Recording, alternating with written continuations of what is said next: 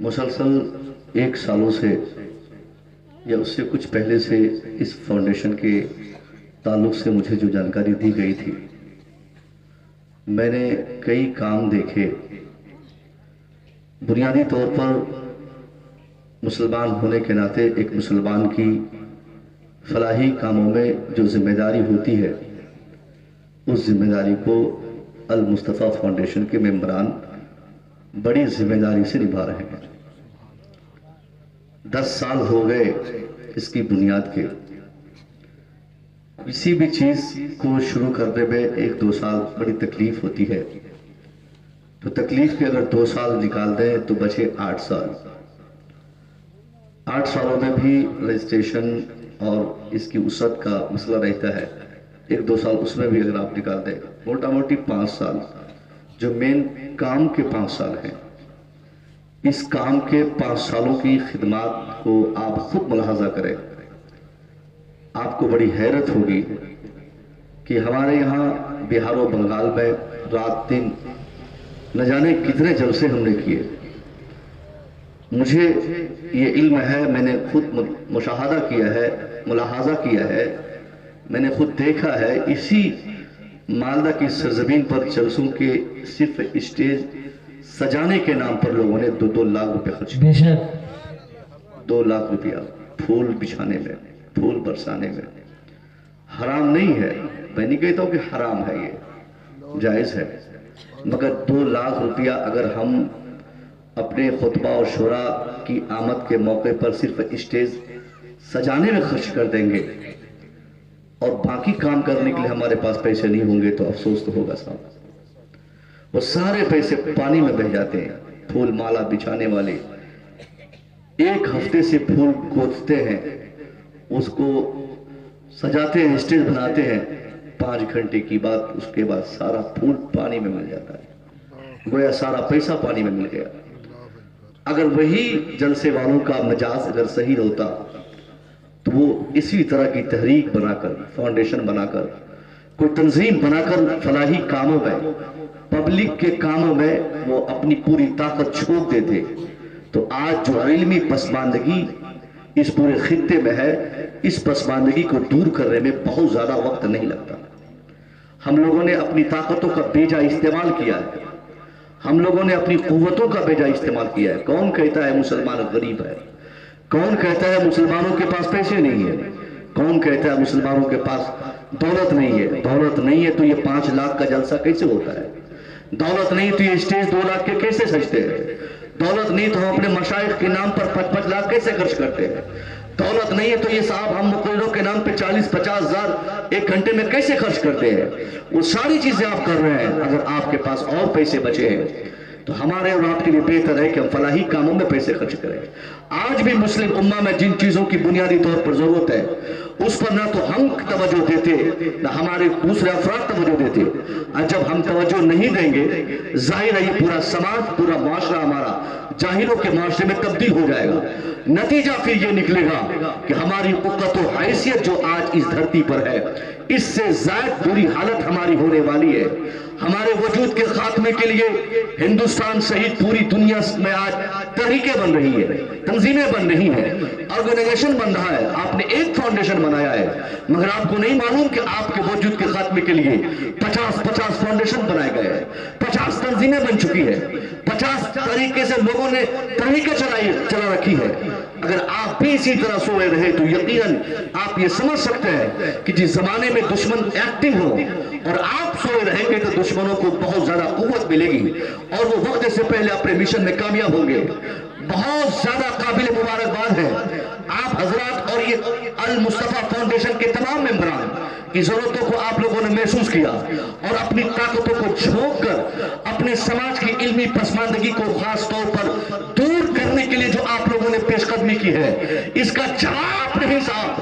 50 جلسے ہو جائیں گے، اس سے جو بہتر فائدہ نہیں نکل پائے گا، اس سے کہیں زیادہ فائدہ آپ کی اس پیش قدمی اور آپ کی اس تحریک سے قوم کو ہوگا۔ یہ قوم کا وہ بچہ جو مذہب نہیں جان پاتا ہے جان لے گا، جو اسلام نہیں جان پاتا ہے جان لے گا، شریعت نہیں سمجھ سکتا شریعت سمجھے گا، تعلیم نہیں لے پاتا تعلیم لے گا، جن کو مجبوری ہے وہ پڑھائی ڈراپ کرنا چاہتا وہ پڑھائی کنٹینیو کرے گا۔ یہ صرف آپ کی پیش قدمی سے آپ نے جو تحریکیں بنائی ہے یہ بہت بڑی تحریک ہے، یہ ایسے بھی ہمارے یہاں تحریک کی کمی نہیں ہے، ہر گاؤں میں ایک کمیٹی ہے، ہر علاقے میں کمیٹی ہے، مگر اس کمیٹی کا کام کیا ہوتا ہے؟ کمیٹی کا کام جلسہ کرنا، بس جلسہ کیا کام ختم۔ نوجوان کمیٹی فلاں گاؤں، نوجوان کمیٹی نبی نگر، نوجوان کمیٹی دریاپور، نوجوان کمیٹی مالدہ، نوجوان کمیٹی صاحب چانچل، نوجوان کمیٹی کٹیار، نوجوان کمیٹی پورنیا، یہ کیا نوجوان کمیٹی کیا کام ہے اس کمیٹی کا؟ جواب ہوتا ہے کہ ہم سرکار محکمہ سمنا کے نام پر عرس کریں گے، بہت اچھی بات ہے، مگر وہ صرف عرس کر کے رہ جاتے، آگے کا کوئی کام نہیں۔ دوسری کمیٹی آتی ہے، وہ کہتی صاحب میں نے بھی کمیٹی بنائی، ہمارا ماننا ہے کہ ہم سرکار اعلیٰ حضرت کے نام پر سالانہ عرس بنائیں گے اور اعلیٰ حضرت کے تعلق سے ہم باتیں کریں گے، اور وہی کر کے بس کر دیتے۔ دوسری تیسری کمیٹی آتی، وہ بھی کسی بزرگ کا جلسہ کر کے وہ بھی کمیٹی اپنی تمام طاقتوں کو چھوڑ دیتی اور کام پورا ختم۔ اب وہ نوجوان کمیٹی ہمارے علاقے کی وہ کمیٹی یا اس کے افراد سوچتے ہیں کہ ہم نے مسلمان ہونے کی ذمہ داری پوری کر دی، ہم مسلمان تھے، سالانہ جلسہ ہم نے کیا، نوجوان کمیٹی کے تعاون سے ہمارا جلسہ کامیاب رہا، اور کوئی دوسرا کام ہمارا نہیں، ہمارا کام جلسہ کرنا، ہمارا کام عرس کرنا، ہمارا کام صاحب عید میلاد النبی کا جلوس نکالنا، باقی کوئی دوسرا کام نہیں۔ کبھی ہم نے سرکار مختوم پاک کے نام پہ، سرکار اعلیٰ حضرت کے نام پہ، سرکار مفتی اعظم ہند کے نام پہ، کسی اور بزرگ کے نام پہ ہم نے جلسہ کر کے سوچا ہم نے قوم پر احسان کیا، اسلام پر احسان کیا، ہم نے عوام پر احسان کیا؟ جواب میری طرف سے ملے گا نہیں، آپ نے احسان نہیں کیا۔ اگر آپ نے صرف جلسہ کیا تو آپ نے بہت بڑا ظلم کیا، آپ نے صرف عرس کیا تو آپ نے اتیاچار کیا ہے، اگر صرف آپ نے اپنی پوری طاقت کو جلسہ اور جلوس میں لگا دیا اور بنیادی کام آپ نے نہیں کیا تو آپ نے گھور اپرادھ کیا، آپ اپنے سماج کے گھور اپرادھی ہیں۔ اللہ نے اگر آپ کو طاقت دی ہے، عرس کرے کون منع کرتا، جلوس نکالے کون منع کرتا، جلسہ کرے کون روکتا؟ مگر نوجوان کمیٹی کا مطلب صرف جلسہ کرنا نہ ہو۔ ارے آپ جلسہ کریں گے، گاؤں کے جاہل بچوں کی تعلیم کے بارے میں کون سوچے گا؟ آپ جلسے میں مہنگے خطیبوں کو بلائیں گے، گاؤں کی غربت کو دور کرنے کے پیچھے دماغ کون لگائے گا؟ جلسے میں پیسے آپ خرچ کریں گے، اور آپ کے گاؤں میں میٹرک اور 10th کلاس پڑھ کر بچہ آگے دلی پر یہ کام کرنے جائے گا، ان کی تعلیم کو آگے جاری رکھنے کے لیے محنتیں کون کرے گا؟ کون طریقے چلائے گا؟ اگر آپ نے ایسا نہیں کیا اور 50 جلسے ہو گئے، اللہ کی قسم نہ سرکار مختوم سمنا ہم سے خوش ہوں گے، نہ سرکار اعلیٰ حضرت راضی ہوں گے، کوئی بزرگ کوئی شیخ ہم سے راضی نہیں ہوگا۔ اور اگر ہم نے ایکٹیویشن لا کر اپنے کو متحرک کر کے اپنے نوجوان کمیٹی کی پوری طاقت کو بروئے کار لانے کی اگر ہم نے سوچ ڈال لی اور ان ساری کمیٹی کی قوتوں کو یکجا کر کے ہم اپنے سماج پہ نگرانی کریں، دیکھیں کہ کون پڑھتا ہے کون نہیں پڑھتا ہے، کس نے ماتمیک کیا اور اچ ماتمیک نہیں کیا، کس نے انٹر کیا گریجویشن نہیں کیا، کس نے گریجویشن کیا ایم اے نہیں کیا، کس نے حفظ کیا مولوی نہیں پڑھا، کس نے مولویانہ پڑھا صاحب عالم نہیں بنا، کون عالم بنا مفتی نہیں بنا، کون غریب کا بچہ سماج میں ہے جن کا باپ ان کی پڑھائی کو ماتمیک پہ ڈراپ کراتا ہے اس لیے کہ اچ ماتمیک کی تعلیم کے خرچے اس باپ کے پاس نہیں، کون بچہ گاؤں میں ایسا ہے جس بچے کو نورانی قاعدہ بہت اچھی طرح پڑھنا آتا ہے، آگے پڑھائی نہیں کر سکتا، وہ ہوٹلوں میں کام کرنا چاہتا، 500 میں پلیٹیں صاف کرتا، 1000 روپے مہینہ میں نوکری کرتا، ایسے بچوں کو آپ چنت کریں، ان کا ہاتھ پکڑ کے ان کو کسی ادارے میں لائیں اور اعلان کر دیں ان کے والدین سے کہ اب آپ اپنے بچوں کو مجھے 3 سال کے لیے دیجئے، آپ مدرسے میں ڈالیں، آپ اسلامک اسکول میں ڈالیں، ان کے نورانی قاعدہ ختم ہو گئے، اب ان کو حافظ قرآن بنانے میں بہت زیادہ وقت لگے گا، 3 سال کا وقت لگے گا، آپ کی تنظیم زندہ رہے گی، آپ کا آرگنائزیشن زندہ رہے گا، آپ اپنے فاؤنڈیشن کو مضبوط رکھیں گے، اسی فاؤنڈیشن سے 15,000 ایک مشت یا پھر سالانہ طور پہ آپ کسی مدرسے میں دیتے، حضرت اس بچے کو مجھے پڑھانا ہے، حافظ قرآن بنانا ہے، حضرت کتنے پیسے لگیں گے؟ جواب آئے گا 3 سال میں 15,000، آپ 5,000 روپے دیتے رہے۔ میں قسم کھا کے کہہ سکتا ہوں آج مالدہ کلیاچک یا کسی مارکیٹ سے مسلمان کے کسی بچے کو ہوٹلوں سے کام کرتے دیکھ کر آپ نے اس کا ہاتھ پکڑ کے کسی ادارے کو آپ نے سپرد کیا، آپ 5,000 مہینے کے سالانہ دے دیں، फीस देकर आप चले जाए, 3 साल के बाद आप आके मुलाहाजा करेंगे कि आज जो बच्चा होटल में झूठी प्लेट साफ कर रहा है, 3 साल के बाद वो प्लेट ऐसे ही नहीं साफ करेगा, बल्कि किसी मदरसे की चटाई या मस्जिद का मुसल्ला उनके लिए इंतजार करेगा कि तू आ जा, होटल में नौकरी मत कर, मेरी दस्तगाह या मेरे मसल्ले पे सवार हो जा, इमाम बन जा या खतीब बन जा। नारे तकबीर, नारे रिसालत, नारे रिसालत। 3 साल के बाद इतना जबरदस्त रिजल्ट देखने को मिलेगा। आपके गांव का वो लड़का जो आज 500 में होटलों में काम कर रहा है, 3 साल के बाद वो मस्जिद का इमाम बनकर आपके गांव में तबलीग करेगा। ये कितना जबरदस्त रिजल्ट है साहब। अगर दुश्मन का बच्चा पढ़ ले तो क्या फर्क पड़ने वाला। दुश्मन का बदला लेने का सबसे बेहतर तरीका यह है दुश्मनों पे वार नहीं किया जाए। अगर कोई आपको टारगेट करता है, सताता है, परेशान करता है, तो उसकी परेशानी का बदला ये नहीं कि आप भी तलवार उठाए, लाठी उठाए, भाला ले ले, नहीं। अगर आप तब्दीली चाहते हैं तो दुश्मन के बच्चे को पढ़ा दे, वो दुश्मन का बच्चा भी आपका वो भी आपकी इज्जत करेगा। ये है तब्दीली। तलवार तान देना, गाली देना, उसके पीछे फौज तैयार करना, ये इस्लाम ने सिखाया ही नहीं है। इस्लाम के पैगंबर ने जो किरदार पेश किया, आप भूल गए जंगे बदर की बात? याद है जंगे बदर? नहीं, आपने सिर्फ इतना सुना है कि बदर में नबी ने सिर्फ हमें नबी की बारगाह से हमें यह पैगाम मिला कि हम लोग 313 थे और सामने 1000 थे, हम जीत गए, बस इतना बताया जाता है। और इसी में हम भूल के गुलगुल्ला हो जाते हैं कि अल्लाह की कितनी रहमतें हमारे ऊपर है, कितनी बरकतें हैं कि हम 313 ही और वो 1000 हम जीत गए, बस यही फाके आई मारते और लोगों को कहते। सच्चाई मुझसे सुनिए, बदर की ये बात सच है कि हम 313 थे, ये भी सच है कि सामने 1000 से ज्यादा थे, ये भी सच है कि हम भूखे थे, ये भी सच है कि सामने खा के आए थे, ये भी सच है हमारे पास असलहे कम थे, ये भी सच है कि दुश्मनों के पास वेपन्स ज्यादा थे, ये भी सच है कि हमारे पास वसाइल और जराए कम थे, ये भी सच है कि सामने दुश्मनों के पास बहुत सारे वसाइल और जराए थे। मगर बदर जिसे जंग तफरीक हम कहते हैं, जिसको हम डिस्टेंस की जंग कहते हैं, उस जंग का किरदार सिर्फ यही नहीं कि हम जीत गए और सामने वाला हार गया, बल्कि इसका लास्ट का किरदार क्या है? जब मुसलमानों को अल्लाह ने जीत नसीब फरमाई, मुसलमानों के हक में फतह याबी हुई और मुसलमान कामयाब हो गए, मुसलमानों ने जब दुश्मनों को जेलों में डाला था, उन तमाम दुश्मनों की जब फहरिस्त तैयार की गई, उसकी जब लिस्टिंग की गई, सारे दुश्मनों की फहरिस्त को मुस्तफा करीम की बारगाह में पेश किया गया। हुजूर, ये हमारे दुश्मन है, ये हमारे मुखालफिन है, हमने इन्हें पकड़ा है, हमें अल्लाह ने जीत दी और ये लोग भाग रहे थे, इन भागते हुए दुश्मनों को हम लोगों ने पकड़ के अपनी जेलों में डाला है। हुजूर, आप बताइए कि इनके साथ क्या किया जाए, इनको कैसे मारा जाए, इनको कहां लटकाया जाए? तो इंतकाम और रिवेंज का मतलब ये होता कि मुसलमान उसको जेलों में नहीं डालते, वो तो इंतकाम की बात थी, वहां तो रिवेंज का मामला था, वहां तो इस्लामिक स्टार्टिंग पॉइंट की बात थी। मुसलमान चाहते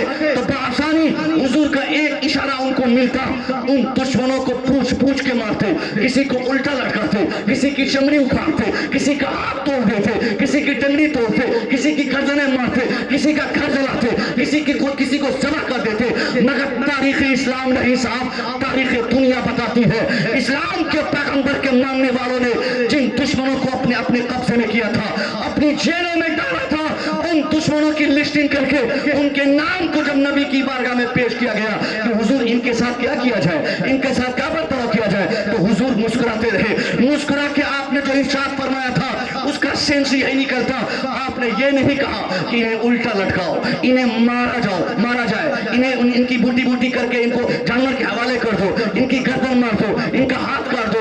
अगर हुजूर चाहते, इशारा फरमा देते, तो उस वक्त बदर की जीत के बाद, चूंकि मुसलमान बहुत ज्यादा इमोशनल थे, बहुत जज्बाती थे, मुसलमान चाहते तो सिर्फ न उन दुश्मनों का खात्मा होता, बल्कि चुन चुन के पूरी दुनिया में जहां भी इस्लाम दुश्मनी की बात करने वाला कोई होता, मुसलमान उसकी गर्दन तक अपना हाथ पहुंचाते, उसकी गर्दन निमोड़ के रख देते। वो ऐसा मोमेंट था। मगर सारे अख्तियारात होने के बाद, सारी अथॉरिटी होने के बाद, सारे पावर होने के बाद भी इस्लाम के पैगंबर ने जो किरदार इंतकाम और बदले का किरदार दिया था, वो किरदार ये नहीं था कि इनकी गर्दन मार दो, इनको भी लाठी से ठुकर दो, इनका हाथ काट लो, इनकी जबान काट लो, इनकी टांग काट लो। बल्कि तारीख बताती है इस्लाम के पैगंबर ने 2 ऑप्शंस दिए थे, जिसमें एक ऑप्शन तो सुंदर ऑप्शन यही था, आपने फरमाया अपने मानने वालों से इनको मत मारो, इनसे पूछो कि इन लोगों में से कौन है जिन قلم چلانا آتا ہے؟ کون ہے جو پڑھنا جانتا ہے؟ کون ہے جو لکھنا جانتا ہے؟ کون ہے جن کے پاس نالج ہے؟ کون ہے جن کے پاس کتابی گیان ہے؟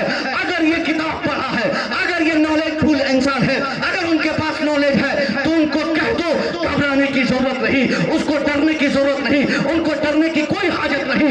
ان کو جا کے کہہ دو کہ وہ اگر پڑھا لکھا ہے میرے یہاں آئے، اکیلا آئے، میرے 10 لوگوں کو پڑھا دے، میں بغیر مطالبے کے آزاد کر دوں۔ اللہ سبحان اللہ سبحان اللہ، نعرہ تکبیر، نعرہ رسالت، نعرہ حیدری، تعلیمات مصطفیٰ، نعرہ تکبیر، نعرہ رسالت۔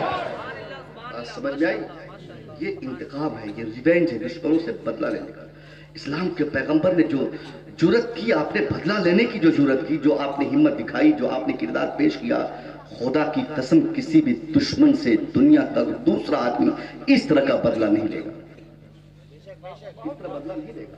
جس نبی نے اپنے دشمنوں سے پڑھنے کا مجاز اپنے ماننے والوں کے ساتھ ساتھ پوری دنیا کے سامنے اپنے کردار سے جنگ تفریق کے موقع سے عنایت فرمایا ہے، اسی نبی کے ماننے والے اگر جاہل رہ جائے تو یہ رونے کی بات ہے، یہ افسوس کی بات ہے۔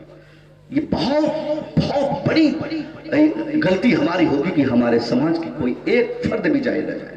یہاں ممکن ہے کوئی بولیں گے حضرت یہ ایجوکیشن پہ گفتگو کر رہے ہیں، اچھا نہیں لگ رہا ہے، ہمارا بیٹا تو ڈاکٹر بن رہا ہے، ہمارا بیٹا انجینئر بن رہا ہے، ہمارا بیٹا پولیس میں ہے، ہمارا بیٹا فوج میں ہے، ہمارا بیٹا آفیسر ہے۔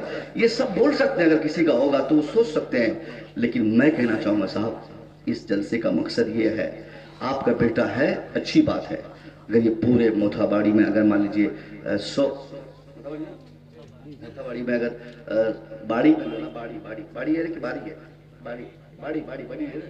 باڑی ہے نا ماشاءاللہ، باڑی موتھا باڑی میں اگر 100 لوگ رہتے ہوں، 100 گھر کی آبادی ہو، اگر 100 لوگوں کی آبادی ہے، 90 لوگوں کے بچے ڈاکٹر ہو جائیں، 90 لوگوں کے بچے آفیسر ہو جائیں، 90 لوگوں کے بچے ماسٹر ہو جائیں، اور صرف 10 گھر میں 10 بچے جاہل رہ جائیں، 10 بچے 100 میں 10 جاہل رہ جائیں اور 90 لوگ پڑھ لیں، تو 90 لوگوں کے پڑھنے سے بھی کوئی فائدہ نہیں، کیونکہ ان 90 لوگوں کی نیند اڑانے کے لیے گاؤں کے 10 لوگ جاہل کافی ہے۔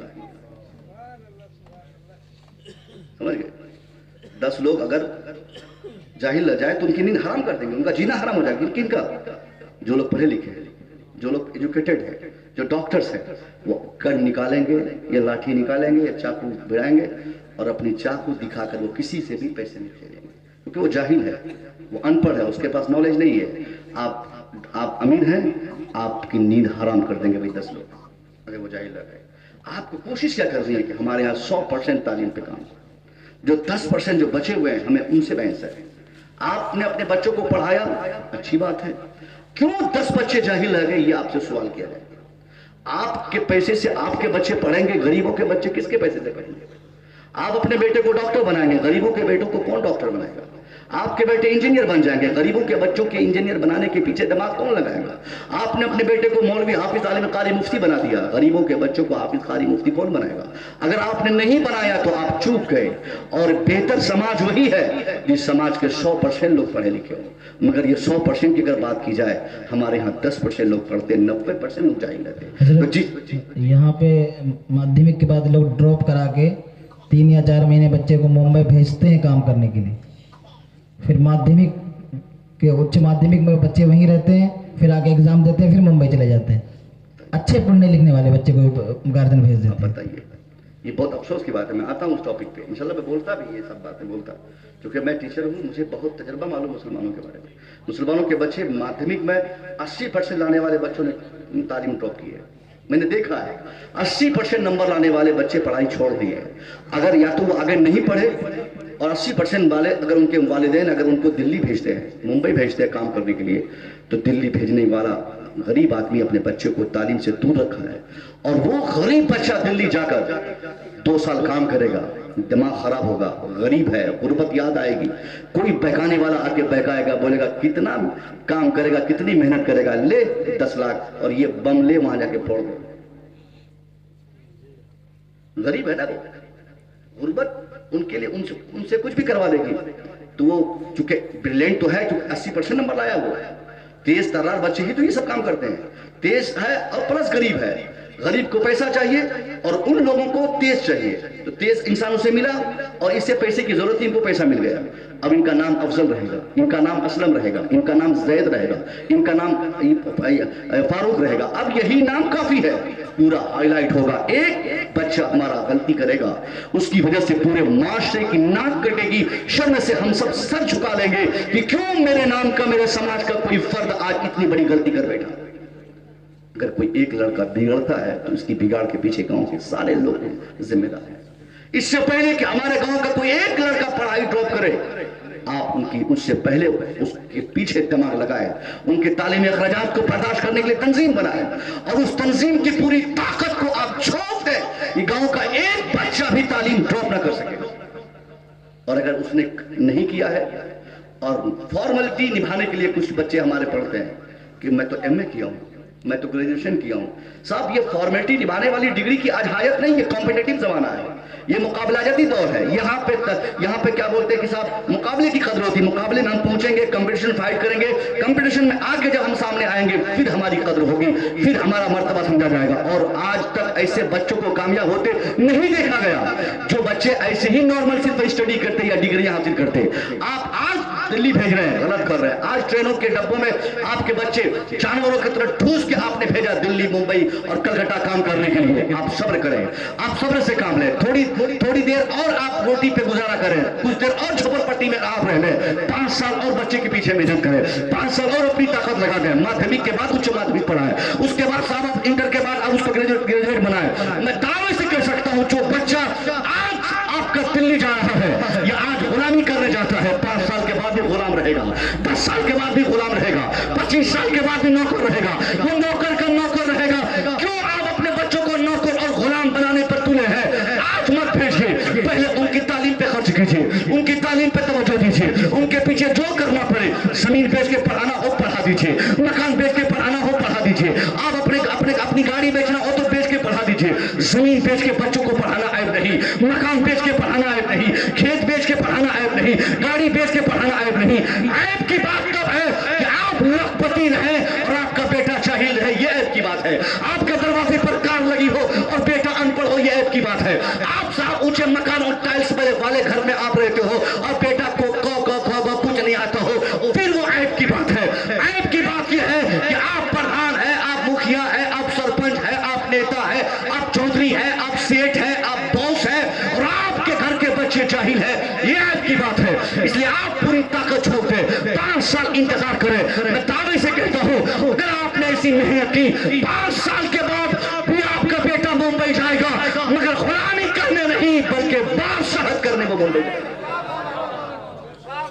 नौकरी करने नहीं जाएगा, वो इंजीनियर बन के जाएगा, वो डॉक्टर बनने नहीं जाएगा, वो क्या बोलते हैं गुलाम बन के नहीं जाएगा, वो डॉक्टर बन के जाएगा अगर आप पढ़ाएंगे। ये 10,000 कमाने के चक्कर में आपको मालूम है 40 दिन के बारे में कहा जाता है कि जो 40 दिन के बीच में अगर एक दिन भी अगर हमने पढ़ाई से दिलचस्पी हटा ली, फिर 40 दिन तक के उसकी बरकतें हमसे दूर हो जाती हैं।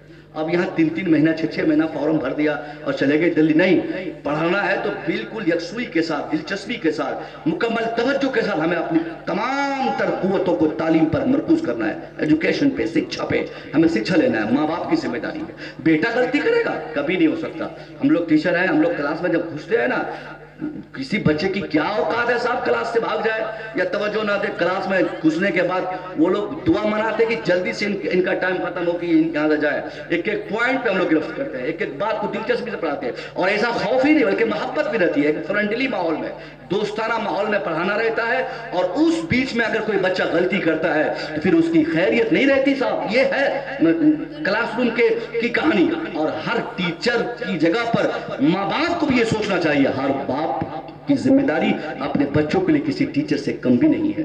हर बाप अपने बच्चों के लिए टीचर है, हर माँ अपने बच्चों के लिए टीचर है।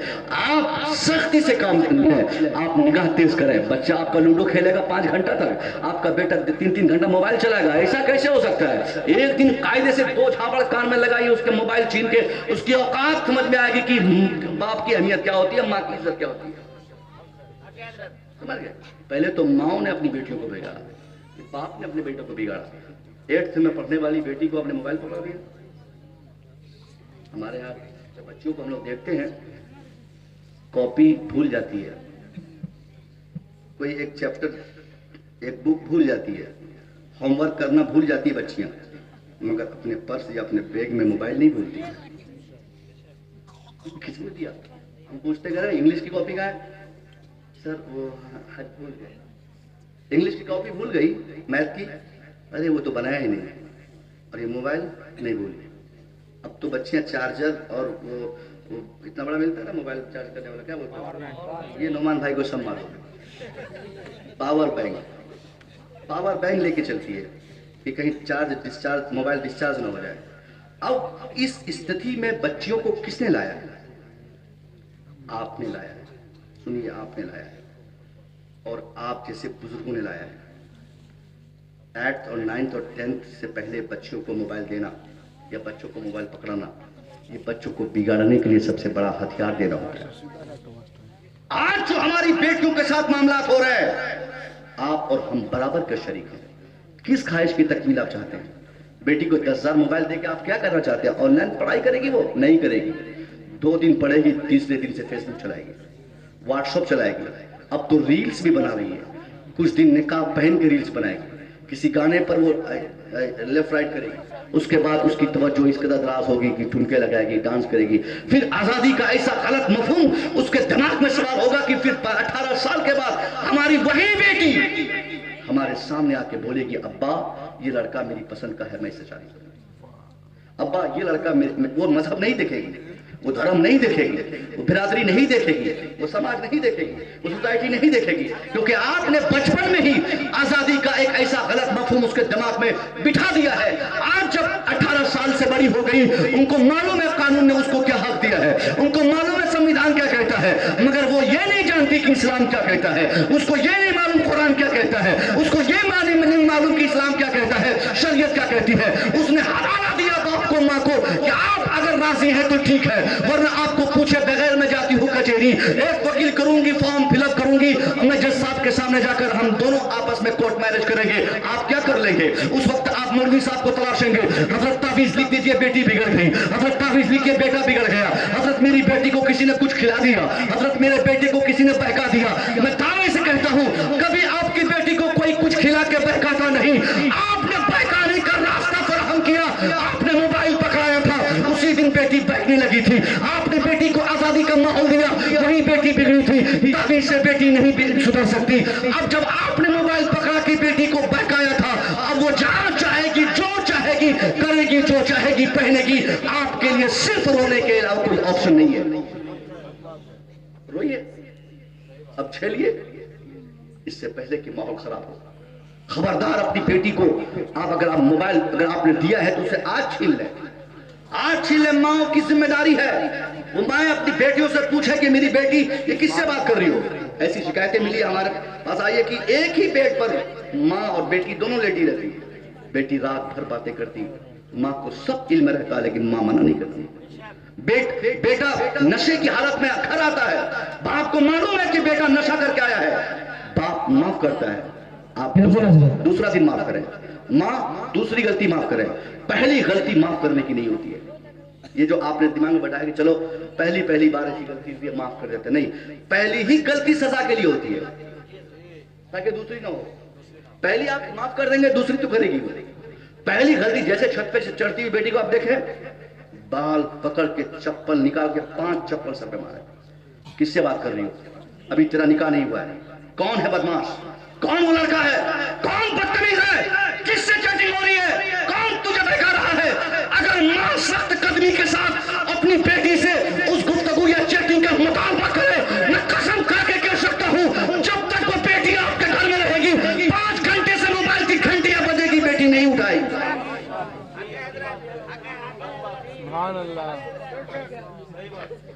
नबी ने फरमाया, मारने की बात नबी ने कहा है, मन रा मिनकुम मुनकरन फलयुगय्यिरहु बियदिही।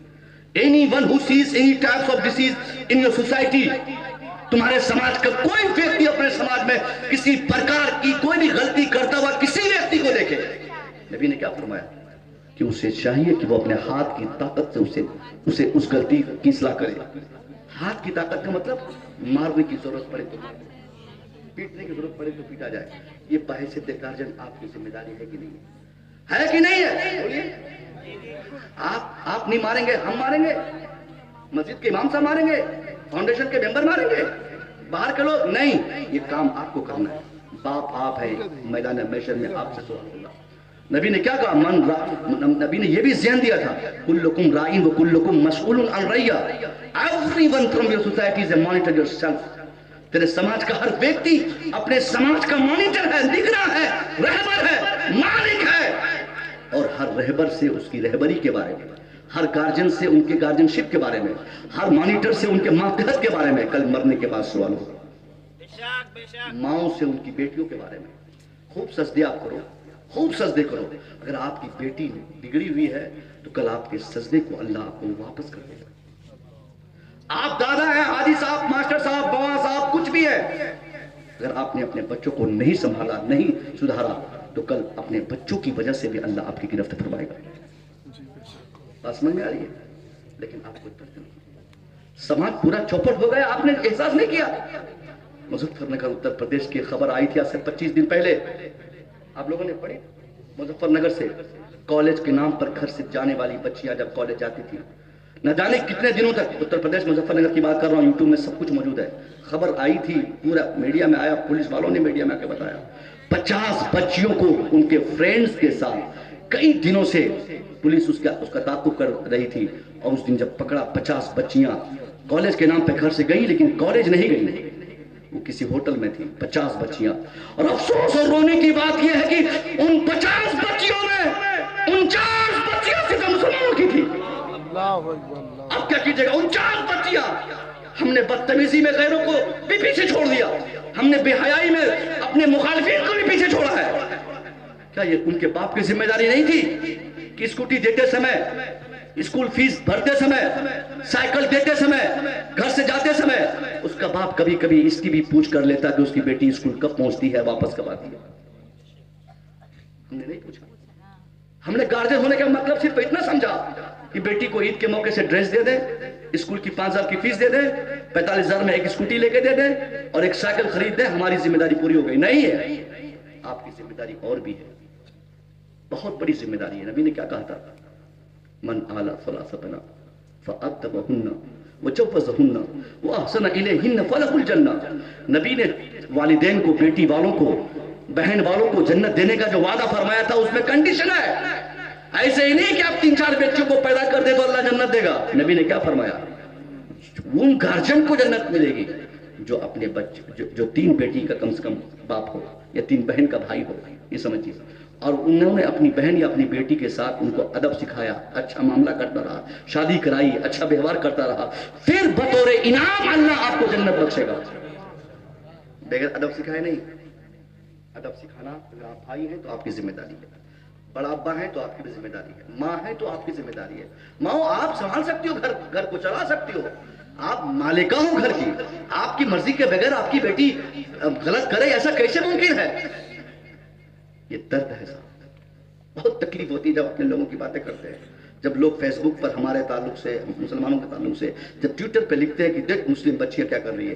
آج ایک صاحب گروپ میں ایک نقاب پوش مسلم بچی کی ایک ویڈیو، ڈانس ویڈیو کسی نے بھیجا اور یہ کہہ کے بھیجا کہ دیکھ عبدل کی بہن کیا کر رہی ہے. یہ لکھا تھا ہیڈ لائن پہ. کتنی گری ہوئی بات ہے. ہم نے کیا سکھایا اپنی بچی کو؟ ہمارے لیے امپورٹنٹ یہ ہے کہ ہمارے اپنی بچی کو ادب سکھائیں. اور میری بیٹیوں، چند باتیں تم سے بھی ہیں. آپ لوگ بھی ایسا قدم مت اٹھاؤ کہ آپ کی ایک غلط قدم سے آپ کے پورے سماج کی ناک کٹ جائے. آپ کے لیے زیادہ بہتر یہ نہیں کہ وہ لڑکا جس نے آپ سے وعدہ کیا تھا کہ وہ آپ کے لیے جان دے گا، وہ جان نہیں دے سکتا. جان آپ کے لیے آپ کا باپ ہی دے گا، آپ کے والدین ہی آپ کے لیے سب کچھ ہے. خدا کے واسطے کبھی ایسا قدم مت اٹھاؤ جس قدم کے اٹھانے کی وجہ سے آپ کے ماں باپ کو پریشانیوں کا سامنا کرنا پڑے. یہ ہماری حالت اور ہماری سنت نے بنائی. لا تزول قدم عبد من عند ربه يوم القيامة حتى يسأل عن خمس. ہمارا رب فرماتا ہے، ہمارا نبی فرماتے ہیں کہ ہمارا رب ہم سے 4 امپورٹنٹ کوشچن کرے گا. آپ کو معلوم ہے سوالات کیا ہوں گے؟ سب سے بڑا اور سب سے پہلا سوال تو ہماری عمر کے بارے میں، اس کے بعد ہماری جوانی کے بارے میں، اس کے بعد ہماری دولت کے بارے میں، اس کے بعد ہم اس کو خرچ کہاں کیے ہیں اس کے بارے میں، پھر اس کے بعد ہمیں ہمارے علم کے بارے میں اللہ سوال کرے گا.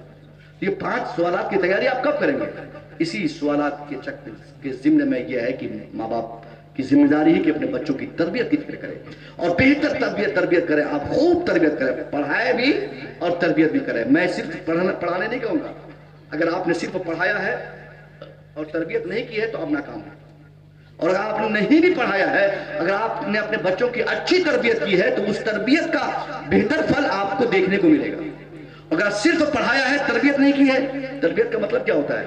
بچوں کی ایکٹیویٹیز چیک کرنا, ان کی صبح دیکھنا, ان کو دوپہر دیکھنا, شام میں چیک کرنا, روم میں جانا, ان کی کتاب دیکھنا, ان کا ہوم ورک دیکھنا, ان کو بولنا کہ بیٹا جھوٹ نہیں بولنا چاہیے, بابو یہ بات نہیں بولنی چاہیے. یہ سب تربیت میں آتے ہیں. آپ ان کو سدھارنے کی پوری کوشش کریں. اسکول کے بھروسے پہ نہ رہیں, کالج کے بھروسے پہ نہ رہیں, صاحب آپ کسی اور کے بھروسے پہ نہ رہیں. آپ کے بچوں میں تبدیلی صرف آپ کی وجہ سے آ سکتی ہے. دنیا آپ کے بچوں کو پڑھا سکتی ہے, ڈگریاں دے سکتی ہے, مگر انسان بنانے کی ساری ذمہ داری آپ کے ہاتھ میں. آپ ہی انسان بنائیں. آج جو یہ حالات ہے نا, کوئی ذمہ دار نہیں ہے, آپ اور ہم ذمہ دار ہیں. باتیں بہت میں نے آگے کی کر دی.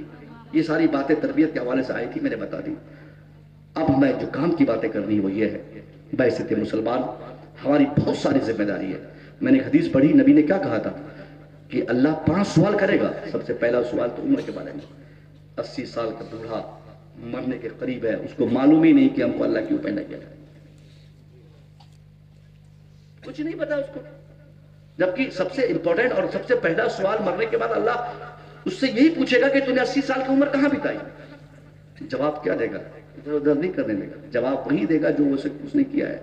ایسا نہیں دنیا میں کہ ہم وکیل خرید لیں گے اور ادھر کا کوشچن ادھر, ادھر کا سوال ادھر, ادھر کی فائل ادھر کر کے اپنے گناہوں کو جھاڑ دیں گے اور بالکل بری ذمہ ہو جائیں گے اور فریش ہو کر, نردوش ہو کر ہم جنت چلے جائیں گے. نہیں, وہاں ایک بھی غلطی اگر ہم نے دنیا میں کی ہے, فَمَن يَعْمَلْ مِثْقَالَ ذَرَّةٍ خَيْرًا يَرَهُ وَمَن يَعْمَلْ مِثْقَالَ ذَرَّةٍ شَرًّا يَرَهُ. رائی کے دانے کے برابر بھی ہم نے نیکی یہاں کی ہے تو کلمہ دیکھیں گے.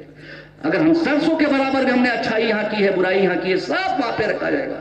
اس لیے وہاں آپ جھوٹ نہیں بول پائیں گے. پھر جواب کیا دیا جائے گا؟ 15 سال کرکٹ کھیلنے میں, 18 سال لڑکی کھوجنے میں شادی کے لیے, 18 اور 20 سال کے بعد شادی کر کے 20 سے 30 سال کے بیچ سسرال اور گھر آنے جانے میں, اور 30 سال کے بعد 40 سال کے بیچ بچہ پیدا کرنے میں, اور 40 سال کے بعد کھٹیا پر لیٹ کر پیشاب کرنے میں, اس کے بعد ختم. کیا ہم کام کی زندگی چاہ, کہاں کام کی زندگی؟ کونو زندگی کام کی آئی, کونو جیون کام کی آیا؟ کوئی نہیں. ہوتا کہ نہیں؟ 15 سال تک پتہ ہی نہیں کہ کیوں آیا, لڑکپن میں. اس کے بعد جب شادی کے لائق ہوا تو گھر والے 3 سال لڑکی کو لیں گے, اور خود وہ بھی محنت کرتا لڑکی کو لیں گے. ہو جا, شادی ہو گئی. اب شادی ہونے کے بعد سسرال بھاگتا رہے گا, آتا رہے گا, جاتا رہے گا. ساسو اماں, سسر قبلہ, یہ قبلہ, وہ قبلہ. اتنی محنت کرتا بچہ نہیں, مطلب پیٹرول ہونا چاہیے گاڑی پہ. بیوی کو پتہ نہیں کیا بولتا ہے, ترنت تیار ہو جاتی ہے, ترنت گاڑی پہ بیٹھی, جا کے 1 کلو مٹھائی لی, سسرال پہنچ گیا بیچارہ. اب سسرال پہنچا, آنے جانے میں 5 سال لگے. اس کے بعد پہلی اولاد ہوئی, آپریشن کا معاملہ, دوائی کا معاملہ, بیماری کا معاملہ, جھیلا کرتے اٹھتے بچے جب ہمارے 4-5 سال کے ہو گئے, 7-8 سال کے بچے جب عام طور پر ہو گئے تو ہماری کمر ٹیڑھی, گھٹنے میں درد, 50 بیماری, شوگر پیشنٹ, ہارٹ پیشنٹ. اب سوائے ہمیں کھٹیا پر زندگی گزارنے کا کچھ آپشن ہی نہیں ہے. اس لیے اگر 80 سال کا ہاتھ اللہ نے دیا ہے تو اس حساب سے اپنی زندگی گزارے کہ کل میدان محشر میں آپ کہہ سکے کہ اللہ تو نے مجھے 80 سال کی عمر دیا تھا, میں نے تیری دی ہوئی 80 سال کی عمر کا ایک دن بھی, ایک لمحہ بھی میں نے ضائع نہیں کیا. جب جو کام کر رہا تھا وہ کام کیا. جب بیوی کی خدمت کرنی تھی میں نے کیا, بچوں کی پرورش کرنی تھی میں نے کیا, شادی کرنی تھی میں نے کیا, اسلام کی مدد کرنی تھی میں نے کیا, تیرے نیک بندوں کے پیچھے دماغ لگانا تھا میں نے لگایا, میں نے تیرے نیک بندوں کے پیچھے خدمت کرنی تھی میں نے کی. یہ جب اچھائیاں آپ کریں گے تو یہ شاندار رزلٹ آپ کو دیکھنے کو ملے گا. اور یہاں ہوتا کیا ہے, جب بوڑھا ہوگا آدمی تو داڑھی رکھنا شروع کرے گا. بڑھاپے میں داڑھی رکھتے لوگ, بڑھاپے میں نماز شروع کرتے ہیں. ہمارے یہاں اکثر دیکھا جاتا ہے, بنگال میں کیا پتہ نہیں, مسجدوں میں کرسی لے کر نماز پڑھنے والوں کی تعداد بہت بڑھ گئی. آپ کے یہاں بھی ہے نا؟ پہلے 10-15 سال پہلے تو کوئی جانتا ہی نہیں تھا کہ کرسی میں بھی نماز کوئی پڑھتا ہے. اب تو ہر ہفتے میں 1-2 کرسی بڑھ جا رہی ہے. کیوں؟ کیونکہ اس لنگڑے نے جوانی میں نماز نہیں پڑھی, اور کسی نے کہہ دیا ان کو کہ اب مرنا ہوگا تم کو, اب مرو گے, بچو گے نہیں. اب جب پتہ چل گیا کہ یقیناً مرے گا ہی وہ, تو بیٹا سے کہا تھا کہ چلو کرسی رکھو مسجد میں, اب تو مرنا ہی. اب ایسی عمر میں نماز شروع کر رہا ہے جس عمر میں نہ سجدہ کیا جا رہا ہے، نہ تکبیر کیا جا رہا ہے، نہ قیام کیا جا رہا ہے، بس کرسی پہ بیٹھ کر ایسے کر رہا ہے۔ یہ کون سی عبادت ہے صاحب؟ جوانی میں آپ کیا کر رہے تھے؟ جنگ بلڈ تھے ہیں تو کیا کر رہے ہیں آپ؟ اس وقت کیوں نہیں اللہ کو یاد کرتے؟ حج کے لیے جاتے کب؟ جب دکھائی نہیں دیتا، اور وہاں سے خبر آتی کہ حاجی صاحب گئے کام سے۔ ابھی مثال کتنے حاجی صاحب انتقال کے معلوم ہے، اور سیدھے بولتا ہے کہ جنت چلا گیا۔ الحمدللہ جو وہاں انتقال کرے گا جنت جائے گا ہی، مگر آپ کی نیت صحیح رہے گی تب نہ جنت جائیں گے۔ نیت تو پہلے خراب ہے، سب کام کر کے بیٹا بیٹی کی شادی کرا کے گھر بنا کے ٹائلز لگا کے، جب چلا نہیں جا رہا، جب اٹھا نہیں جا رہا، جب رکشہ کے سہارے ویل چیئر کے سہارے آپ چل رہے ہیں، اس عمر میں آپ حج کرنے جائیں گے، مناسک حج آپ پورا کر پائیں گے؟ تو جوانی یہ عبادت کی عمر ہے، جوانی داڑھی کی عمر ہے۔ مجھ سے کسی نے کہا تھا کہ حضرت سسرال والے کہ آپ اپنی داڑھی شادی میں بھی مطلب اسی طرح رکھے، یہ فکر ہے کم سے کم شادی کے موقع سے ہم کو وہ کہہ رہا تھا شریک کرانا ہے آپ کو۔ میں نے کہا نعوذ باللہ من ذالک، بدمعاش تم کیا کہنا چاہتے کہ تم داڑھی نہیں رکھتے تم اس سے زیادہ خوبصورت ہو؟ ارے الحمدللہ جس داڑھی کو ہم لوگوں نے رکھا ہے نا، یہ اللہ کا اتنا زبردست نور چہرے پہ ہے کہ اس کی وجہ سے اللہ نے جو اٹریکشن ہم لوگوں کو دیا ہے وہ دوسروں کو نہیں دے سکتے۔ نعرہ تکبیر، نعرہ رسالت، سنت مصطفیٰ۔ یہ اصل یہ خوبصورتی ہے۔ اور ایک میڈیکل رپورٹ میں بتاؤں، داڑھی رکھنے والوں کی مردانگی داڑھی نہ رکھنے والوں کے بنسبت زیادہ رہتی ہے۔ فیکٹ ہے۔ اس لیے ہم مرد ہیں تو داڑھی رکھیں گے، عمر کی قید نہیں ہے بیٹا، تم لوگ بھی کوشش کرو اچھے لوگوں کے دیکھنے میں۔ چینل والا ہے کیا؟ میں تو ایک جگہ چینل والا سے توبہ کروا دیا تھا۔ اچھا ماشاءاللہ ممبر ہیں تو آپ لوگ بھی داڑھی رکھیے، اور کھٹیا داڑھی نہیں، داڑھی کا مطلب ایک مشت داڑھی ہے۔ داڑھی رکھ کر آپ کھٹیاتے رہے وہ بھی حرام ہے۔ ایک مشت داڑھی رکھیں، عمر چاہے جو ہے، شادی تو ہو کی رہے گی۔ آپ ایک آدمی بتائیے ہمارے علماء میں سے جو داڑھی رکھیں اور ان کی داڑھی رکھنے کی وجہ سے شادی نہیں ہوئی ہو، کوئی ایک نام بتائیے۔ نہیں بتا سکتے۔ جب شادی ہماری ہو گئی تو کون بچ سکتا ہے صاحب؟ ہم لوگ کی شادی آسانی سے ہو گئی، اور آپ لوگ بولتے ہیں داڑھی رکھنے سے پریشانی ہوگی۔ نہیں ہوگی، بہت زیادہ عزت ملے گی۔ اس لیے جوانی کی عمر کو آپ نصاب کی عمر سمجھیں، اس عمر کو کبھی آپ ضائع نہ کریں، آپ خوب محنت کریں، کیونکہ جوانی کی عبادت وہ قبول ہوتی ہے۔ اندھا ہونے کے بعد پتہ نہیں کدھر جا رہا ہے، سجدے ہو رہے کہ نہیں پتہ نہیں اس عمر پہ۔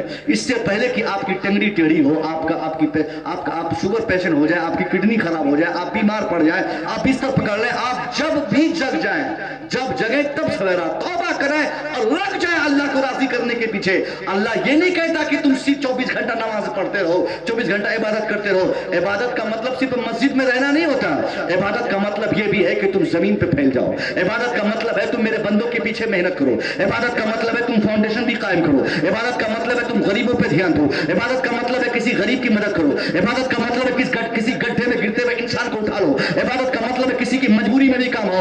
عبادت کا تصور اسلام میں نماز، روزہ، حج و زکات تک منحصر نہیں ہے۔ اسلام وہ پاکیزہ مذہب ہے جس میں عبادت کا تصور اگر نماز میں ہے تو خارج نماز میں بھی ہے، روزہ میں ہے تو خارج روزہ میں بھی ہے۔ اگر عبادت کا تصور حج و زکات میں ہے تو اس کے علاوہ میں بھی اللہ نے عبادت کا تصور رکھا ہے۔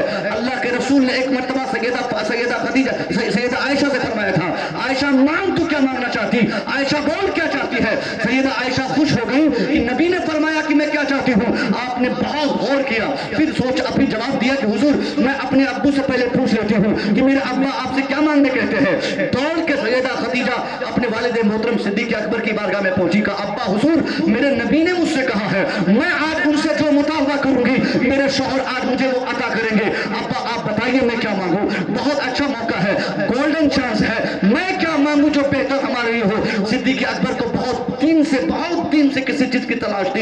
اس نے کہا میری بیٹی عائشہ سن، بہت اچھا موقع ہے، بیٹی جا اپنے شوہر سے کہنا، بہت اچھا چانس ملا ہے ان سے کہنا کہ جب آپ شب معراج اللہ کے قرب خاص میں پہنچے تھے، اللہ کے نزدیک آپ کی حاضری ہوئی تھی، اس وقت اللہ نے آپ سے جو ہم کلامی فرمائی، اللہ نے جو آپ سے کمیونیکیشن کیا، جو باتیں ہوئی، ان تمام باتوں میں چند باتیں تو راز کی رہی ہوں گی، چند باتیں بھید کی رہی ہوں گی۔ ان چند بھید کی باتوں میں دو چار ایسی باتیں بتا دی جائیں جس کو جان کر، جس پر عمل کر کے ہمارا بھی فائدہ ہو جائے اور پوری امت کی بھلا ہو جائے۔ سیدہ عائشہ سے حضور فرمایا ہے کہ تم بول کیا چاہتی ہے میں دوں گا. اگر آج ہم لوگ یہ آفر اپنی بیوی کو دیں، اگر ہم لوگ اپنی بیوی کو یہ آفر دیں کہ بول کیا چاہتی ہے، تو بولے کہ چلیے مالدہ لے کے زیور محل لے چلیے، اور جتنے پیسے آپ کی پاکٹ میں ہوں گے سب خرچ کروا دے گی. زمین جو بسوباس جہاں آپ کا گھر ہے وہ بھی کہے کہ وہ ہمارے نام پہ کر دیجیے. لیکن اللہ کی قسم حضور کی گھر والی، مومنوں کی، تمام مومنوں کی ماں سیدہ عائشہ صدیقہ نے کیا کہا؟ میں ابا سے مشورہ کروں. پھر والد محترم نے کہا بیٹی جاؤ یہ کہنا کہ آپ کو اللہ نے بھید کی بات کیا بتائی. سیدہ عائشہ حاضر ہوئی کہ حضور اب مجھے یہ بتائیے کہ آپ جب قرب خاص میں پہنچے تھے اللہ نے آپ سے کیا کہا تھا؟ تو حضور مسکرائے لگے کہ اے عائشہ بھید کو بھید رہنے دو، مت کھولو. کہ نہیں حضور مجھے یہی جاننا ہے، آپ کو بتانا پڑے گا، مجھے یہی جاننا ہے، آپ کو بتانا ہوگا. بار بار پریشر ڈالی گیا. حضور مسکرانے لگے اور آپ نے فرمایا عائشہ نہیں مانے گی تو ایک قدم آگے بڑھا. سیدہ عائشہ آگے بڑھی، حضور بھی آگے بڑھے. آپ نے کان کے پاس جا کر دھیرے سے سیدہ عائشہ سے آپ نے کہا اے عائشہ سن، اگر جاننا چاہتی ہے کہ رب نے وہ کون سی بھید کی بات شب معراج مجھے کہی تھی تو سن، اللہ کا یہ وعدہ ہے. اللہ نے فرمایا تھا اے میرے محبوب آپ کی امت میں سے یا ایک روایت کے مطابق میرے بندوں میں سے جو بھی بندہ کسی گڈھے میں گرتے ہوئے انسان کو سنبھال لے گا، کسی روتے کو ہنسا دے گا، کسی کی مجبوری میں کام آئے گا، تو اے عائشہ میرے رب کا وعدہ تھا کہ میرا رب نے فرمایا کہ میں اسے بندے کو بغیر کسی حساب کے ڈائریکٹ جنت عطا کر دوں گا. کوئی کوشچن نہیں، کوئی سوال نہیں. اس کو جو کسی گڈھے میں گرتے انسان کو اٹھا لے گا، کسی کی مجبوری میں کام آئے گا، کسی کی تکلیف میں کام آئے گا. آپ سیدہ عائشہ جب یہ بات سنی تو بہت خوش ہوئی، مچلنے لگی، دوڑ کے اپنے ابا کو بتانے کے لیے آئی کہ ابا یہ مزدہ ہے، یہ خوشی کی بات ہے. صدیق اکبر نے کہا بیٹی کیا لائی ہو خبر؟ کہ حضور نے یہ فرمایا کہ جو بندہ کسی بندے کی مدد کرے گا، کسی کا آنسو پوچھے گا، اللہ کا وعدہ ہے کہ ایسے بندے کو اللہ بغیر حساب کے ڈائریکٹ جنت بھیج دے گا. پر اتنا یہ کہہ رہی ہے وہ، ادھر صدیق اکبر رونے لگے. اس قدر روئے کہ داڑھی بھیگ گئی، بہت زیادہ روئے. حضرت عائشہ کی نگاہ پہنچی کہ ابا یہ رونے کی تو بات نہیں تھی، آپ روئے کیوں؟ یہ تو خوشی کی بات ہے، ہم لوگوں نے بہت لوگوں کی مدد کی ہے، کسی کے بدلے انعام مل جائے گا کافی ہے. صدیق اکبر کا جواب سنیے، آپ کا ایمان آپ تازہ ہوگا، روٹے کھڑے ہو جائیں گے.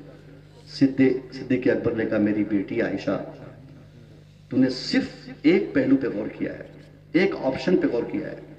میری بیٹی اس کا عکس دیکھو، اس کا اپوزٹ دیکھو. اس کا اپوزٹ کیا ہوتا ہے؟ اللہ نے جب یہ فرمایا کہ کوئی جب کسی کا آنسو پوچھے گا تو اللہ اسے جنت عطا فرمائے گا. اس کا دوسرا رخ یہ کہتا ہے کہ جو کسی کو رولائے گا اللہ اسے ڈائریکٹ جہنم بھیج دے گا.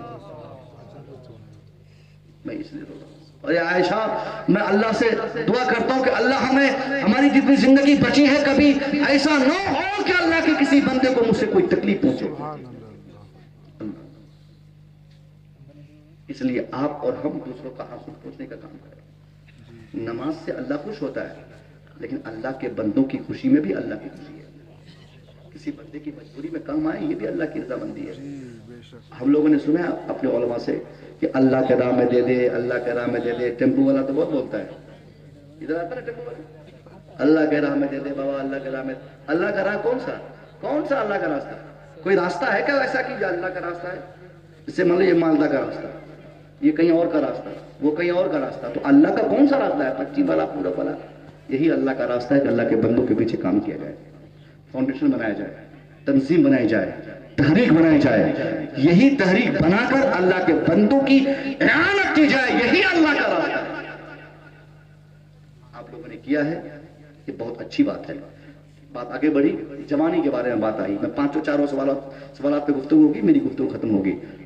ابھی تو عمر کے بارے میں بات چلی، جوانی کے بارے میں بات چلی کہ جوانی آپ کا بہت امپورٹنٹ آپ کی جوانی ہے. اس کا سوال تو مرنے کے بعد آپ سے سب سے سختی کے ساتھ کیا جائے گا، کیونکہ ہر نوجوان کی طاقت نہ صرف اس نوجوان کے لیے بلکہ اس پوری آبادی کے لیے سب سے امپورٹنٹ ہوتی ہے. نوجوان اپنے پورے معاشرے کی اصلاح، فلاح اور ترقی کا سب سے بڑا ضامن اور رسپانسبل ہوتا ہے. نوجوان اگر بہک جائے گا سوسائٹی بہک جائے گی. نوجوان اگر صراط مستقیم پہ آ جائے پورا سماج اور پورا معاشرہ، پوری سوسائٹی سدھر جائے گی. اس لیے نوجوانوں سے سب سے سختی کے ساتھ پوچھا جائے گا کہ تو نے کیا کیا تھا. اس نوجوانوں اگر آپ کو اللہ نے طاقت دیا ہے تو آپ پوری طاقت سے آپ قوم کی خدمت کریں. पूरी ताकत से अल्लाह के बंदों की इआनत करे, इससे अल्लाह बहुत खुश होगा। दूसरा हो गया सवाल। तीसरा सवाल, अन मालिही मिन ऐना इक्तसबा, हमारे माल के बारे में, पैसे के बारे में, तूने कमाया कहां से? ये जो दौलत दिखाते हैं, हम बहुत पैसे दिखाते हैं, ये पैसे के सोर्सेस पूछे जाएंगे। सोर्स ऑफ इनकम क्या था, कहां से कमाया था? आज हम कमाते हैं मगर कमाने का रास्ते का इल्म नहीं है। पैसे पॉकेट में आए मगर कहां से आए पता नहीं हमको। बेटा चोरी करके घर में सामान लाएगा, मां पकाएगी, बाप खाएगा, लेकिन कोई नहीं कहता कि बेटा तूने ये गलती क्यों की है। हराम है, हराम हराम हराम होता है। मजदूरी करने वाला या कॉलेज का प्रोफेसर, अगर उनमें से कोई भी 200 रुपया कमाने वाला या 2 लाख पर डे कमाने वाला, अगर किसी ने 1 रुपया भी गलत तरीके से कमाया है, हराम पैसा उसके पैसे में मिल गया है, तो उस हराम पैसे की नहुसत इतनी खराब होगी कि उसके 2 लाख पर डे की इनकम को तबाह करने के लिए उसके 1 रुपया ही काफी होता है। आजकल कमाई बढ़ रही है ना, मगर स्टैंडर्ड इतनी बढ़ी हुई है। 15,000 रुपया महीना कमाने वाला, नॉर्मल कमाने वाला 99% तरक्की नहीं कर पाता।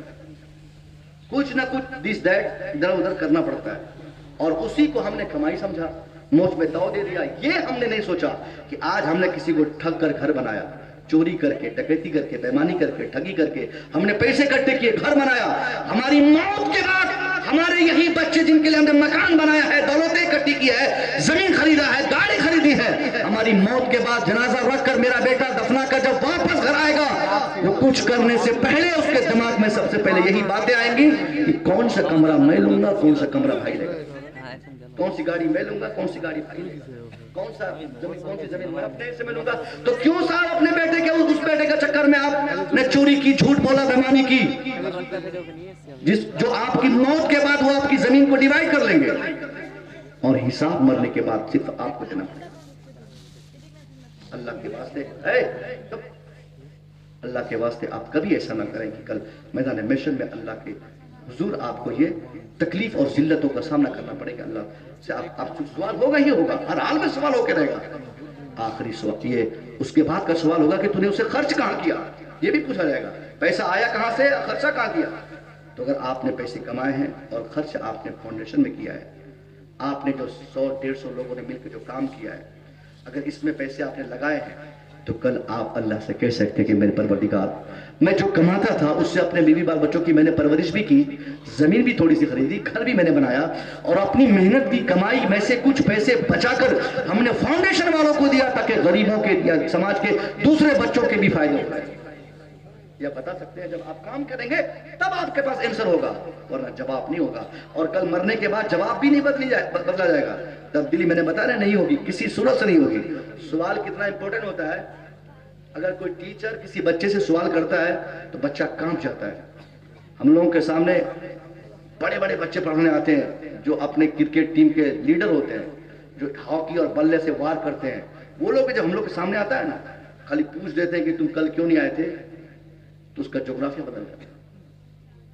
खाली खड़ा होता है ना करियर टाइम पे, खाली पूछ दिया कि मैथ का क्वेश्चन किधर है बनाया, हिंदी कॉपी कहाँ है, इंग्लिश की कॉपी किधर है, कांपने लगता है। आप भी अपने बच्चों को कभी पूछ के देखिए, 100 रुपया देके मार्केट भेजेंगे सब्जी खरीदने, दाल खरीदने, चावल खरीदने, बच्चा चला जाएगा। और शाम को जब बच्चा वापस आता है, आते वक्त 5 रुपये पॉकेट में बचा, वो एक सिगरेट पी ले, बीड़ी सिगरेट पी ले।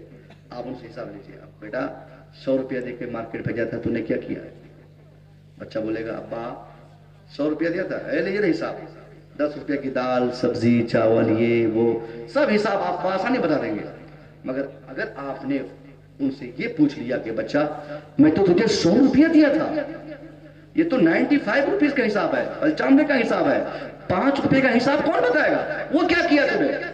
अगर उस बच्चे ने पूरे 100 रुपये में से सिर्फ 5 रुपया की सिगरेट पिया है, उसकी ज़बान कांपेगी, उसके चेहरे का रंग बदलेगा, उसका पांव कांपेगा, वो घबरा जाएगा। इसलिए घबराएगा, वो जानता है कि सिगरेट पीना ये गैर अखलाकी काम है। अगर अब्बा जान ले या मैं बता दूं कि मैंने सिगरेट पिया है, तो मेरे अब्बा डंडा लेकर मेरी पीठ चौड़ी कर देंगे। इसलिए 95 रुपये का हिसाब देते वक्त उसे कोई संकोच नहीं होता, कोई डर नहीं होता, कोई भय और खौफ नहीं होता। मगर जब बाप उसे 5 रुपए का और حساب مانگتا ہے اسی بچے کی زبان کانپتی ہے, وہی گھبراتا ہے, اسی کے چہرے کا رنگ بدلتا ہے, کیونکہ 5 روپے کا غلط کام اس نے کر لیا. اب میں پوچھتا ہوں کہ جب ہمارا بیٹا 5 روپے کا حساب دیتا ہے تو اس کی زبان کانپتی ہے, اس کا رنگ بدلتا ہے چہرے کا, تو یاد کیجئے میدان محشر میں ہمارا رب 5 روپے کا نہیں بلکہ پوری عمر کا حساب ہم سے مانگے گا, ہماری جوانی کا حساب مانگے گا, ہمارے ناشتے کا حساب مانگے گا, دوپہر کے کھانے کا حساب مانگے گا, رات کے بھوجن کا حساب مانگے گا. ارے زندگی بھر کا حساب چھوڑو, اگر ہمارے رب نے صرف ایک روٹی کا بھی حساب مانگا تو ہم میں سے کوئی ایسا نہیں ہوگا جو اللہ کے سامنے ایک روٹی کا بھی حساب دے سکے. کوئی نہیں ہے. یہ ہے حساب دینا, اور اللہ کے سامنے صرف روٹی کا حساب نہیں, پورا 5 سوال رکھا جائے گا.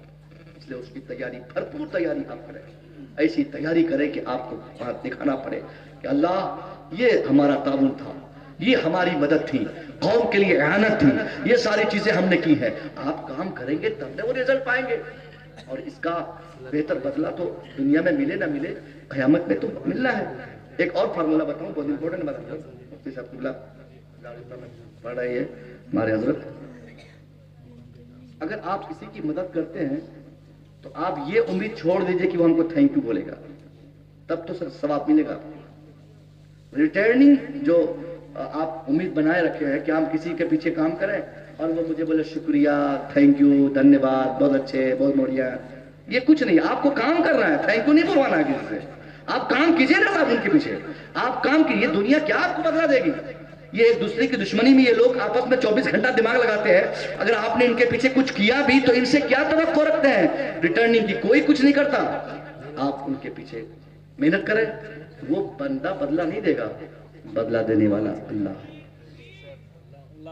ایک بزرگ